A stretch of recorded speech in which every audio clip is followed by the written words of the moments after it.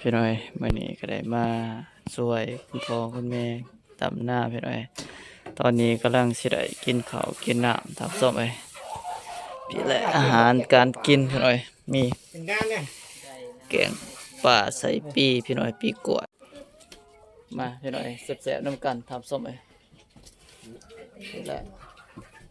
อาหารการกินก็ประมาณนี้ทับส้มไป เราอยู่มาก่อนก็บอกพี่น้อยตอนนี้ก็แล้วพี่น้อยลูกกะผู้แหลกกะก็ร้ายเติบทับส้มไปคน3 4 5 6 คนพี่น้อยลูกกะพี่น้อยเท่านี้ก็ถือว่าให้ที่2ทับส้มไปคนแหละตอนนี้สุดได้ทำส้มไปครับเส้นทางพี่น้อยเมื่อให้เมื่อหน้าพี่น้อยพี่แหละโอ้พี่ลึกพี่โลพี่หน่อยความมันเหนียวความมันเมินพี่หน่อยฝนตก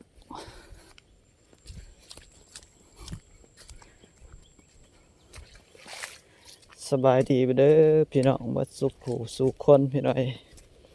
เมื่อนี้หน่อยบ่าวเล่าก็ได้มาสวยคุณพ่อคุณแม่ดำหน้าพี่หน่อยว่านี่ก็บ่ได้มาพี่หน่อยมา3 มือลังก็ได้ทำส่งไป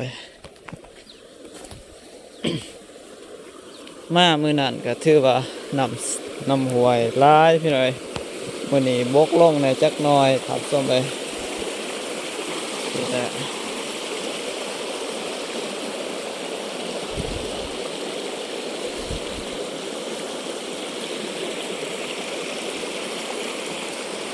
สะพานข้ามเมื่อให้เมื่อหน้าพี่น้องประมาณนี้ทับส้มไป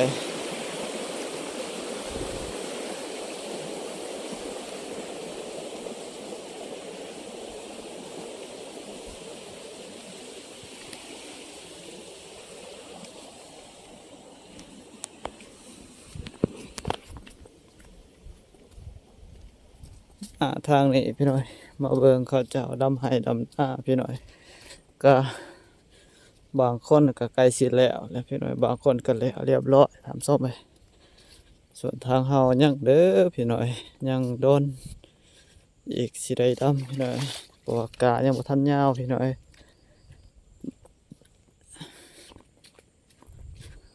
เพียแหละ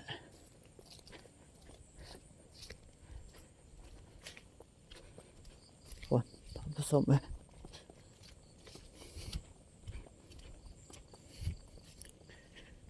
น้ำก็เต็มตรงให้ทงนาเลยพี่หน่อย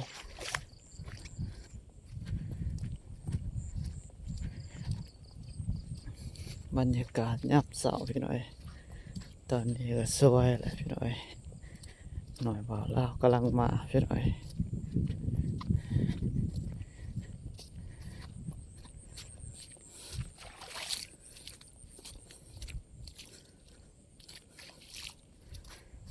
เพราะว่าอยู่ใกล้พี่หน่อยสามารถมาถึงก็สวยเนี่ยพี่หน่อยก็หลายกิโลพี่หน่อยขี่รถมาทำส้มไหม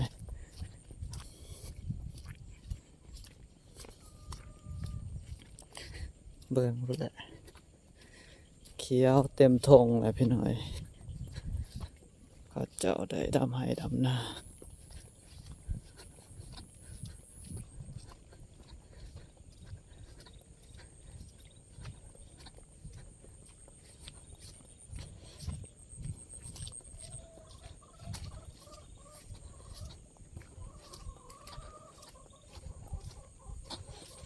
2 3 มือหลังนี่2 มือหลังนี่นะจะแมน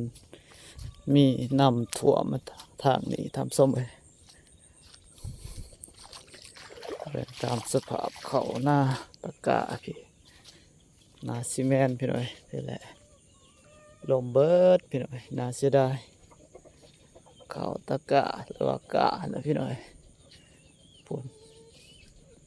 ถึงน้ำท่วมนะพี่หน่อย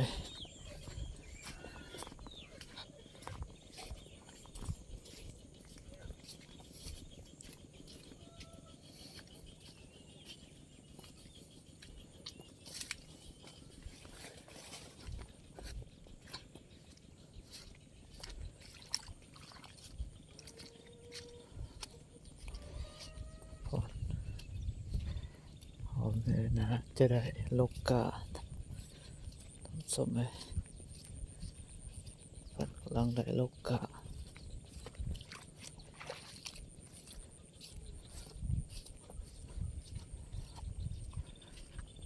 ก็หลายเตอเลยพี่น้อยเพิ่นได้ทำก็เกือบแล้วเขตนี้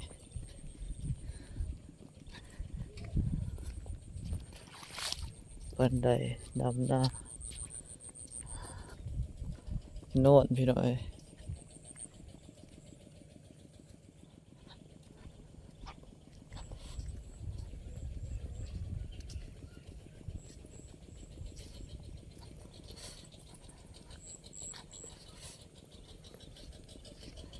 ยังอีก2ให้ทางนั้นพี่น้อยพอดีแล้วพี่น้อย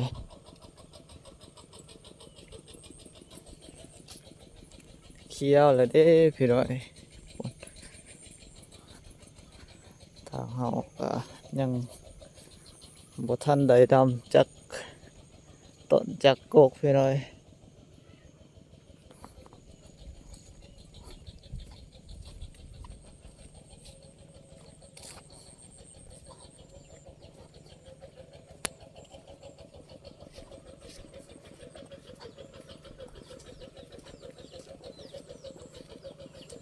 น้ำก็พอกระเทือนพี่น้อย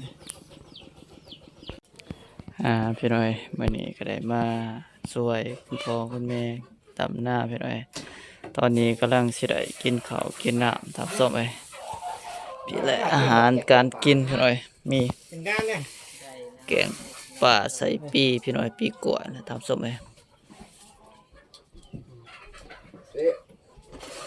ทางนี้อาหารอย่างน้อค่ะตำหมักแตงเนาะพี่น้อยคือสิแซ่บพี่น้อยน้องสาวเพิ่นได้เฮ็ดกินพี่น้อยเฮ็ดสมหมักแตงพี่น้อย สุตีเอ็มบานลงเลย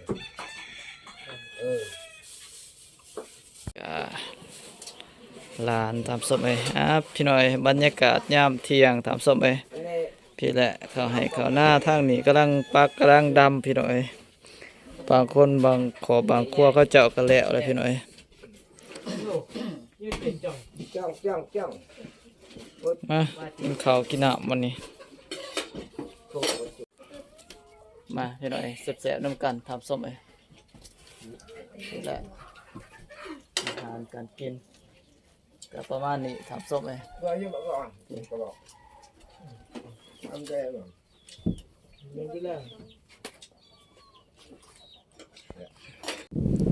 นี่แหละพี่น้อยก็เพิ่นทางโขกหรือว่าทางโน้นพี่น้อยแล้วพี่น้อยสิได้ดำลงลุ่มลงหน้ามีน้ำแหละพี่น้อยพี่แหละทำส้มบรรยากาศยามเที่ยงทำส้ม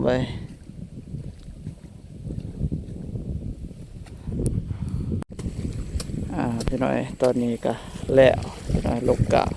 พวกแหละกะก็หลายเติบทำส้มคน3 4 5 6คนพี่น้อยลกกะ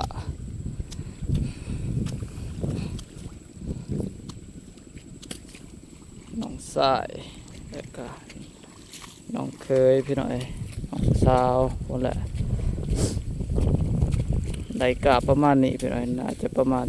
20 ปลายกว่ามัดทำส้ม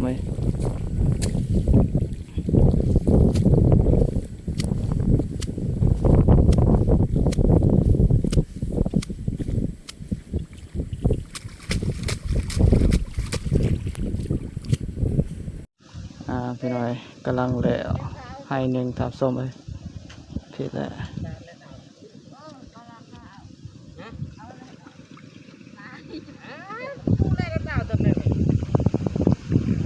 แล้วให้หนึ่งพี่น้อยกาสิได้ต่อให้ที่2ทับส้มพี่แหละกำลังคัดแล้วทับส้ม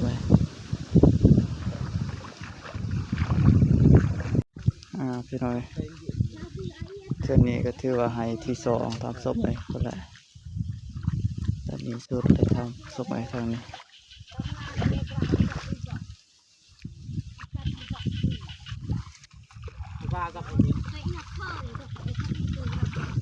บรรยากาศยามคอยคำลงแรงพี่น้อยพี่น้อยตอนนี้ก็ได้พักเวียกพักงานพี่น้อยหลายขู่หลายคนจะได้เดินทางเมื่อบ้านเมื่อเมืองพี่น้อยเขาเจ้าก็ช่วงนี้ก็บ่คอยได้อยู่ไห้อยู่หน้าแหละพี่น้อยก็มีบางขอบบางครัวซื่อๆพี่น้อยที่เขาเจ้าอยู่ไห้อยู่หน้าถามสมัยพี่และส่วนทางพ่อแม่หน่อยบ่าวลาวนี่แม่นได้อยู่ไห้อยู่หน้าตลอดพี่น้อยบ่ได้เมื่อบ้านเมื่อเมืองบ่ได้อยู่บ้านอยู่เมืองนั่นแหละพี่น้อยผู้แลหน้าของเพิ่นก็ยังหลายพี่น้อยน่าจะประมาณยังได้20ปลายเกือบ30ไร่แหละพี่น้อยที่ยังบ่ทันได้ปักดำทับส้มไอ้ผู้แลก็พี่น้อยทำกลางทุ่งนาก็มีเสียงกบเสียงเขียดจะหน้าห้องพี่น้อยนี่แหละพี่น้อยสำหรับหน่อยบ่าวลาวก็สิได้เดินทางกลับเมื่อบ้านหรือว่าเมื่อเฮือนทับส้มเพราะว่าได้มาสวยเพิ่นมื้อนี้ก็น่าจะเป็นมื้อสุดท้ายพี่น้อยมื้อหน้าบ่ฮู้ว่าสิได้มาหรือบ่ทับส้มสำหรับเพิ่นได้ดำไปแล้วน่าจะประมาณเกือบได้20ปลายกว่าให้20ให้และทับส้มที่ได้ดำไปแล้วพี่น้อยทางนี้กะเพิ่นที่ยังบ่ทันได้ลกอีหลีก็ยังเหลือแต่ตะกร้าเดียวพี่น้อยบ่ฮู้ว่าสิเพาะหรือบ่พี่น้อยยังเบิ่งนั่นก็เครื่องบินพี่น้อยอันนี้กำลังว่านไม้พี่น้อยยังบ่ทันยาวก็ถ้าว่าเบิดกาโตยาวก็สิได้พักพรรอท่ากาตัวนี้ว่านไม้มันยาวจึงสิได้ดำต่อทำส้ม